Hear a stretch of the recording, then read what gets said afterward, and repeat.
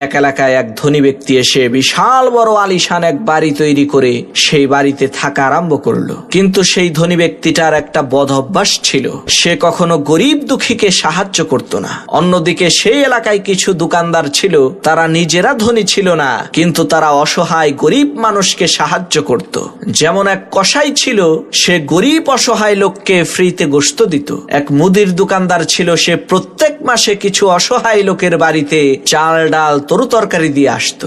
এক দুধওয়ালা ছিল, সে ছোট বাচ্চাদের জন্য বাড়িতে বাড়িতে যে একদম বিনামূল্যে দুধ দিয়ে আসতো। এই দৃশ্য দেখে এলাকার লোকজন বলা বলি করতে লাগলো, আরে তোমরা দেখো ওই ধনী ব্যক্তি কত বড় নাফরমান, তার এত সম্পদ থাকার পরেও সে কাউকে দান খয়রাত করে না।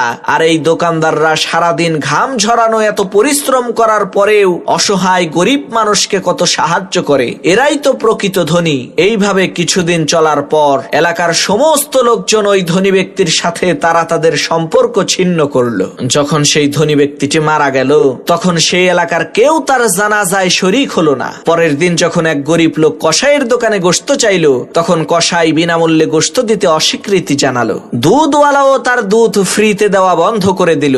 মুদির দোকানদারও তার দোকানের সদাই কাউকে আর বিনামূল্যে দিল না।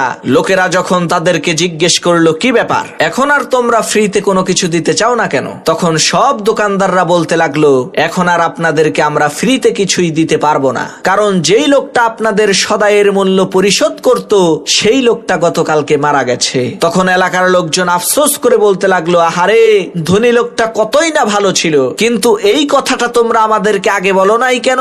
তখন দোকানদাররা বলতে লাগলো, সেই ধনী ব্যক্তি আমাদেরকে নিষেধ করেছিল, কেননা আল্লাহর নবী বলেছেন, তোমরা এমন ভাবে দান খয়রাত করো, ডান হাতে দিলে যাতে বাম হাতে টের না পায়।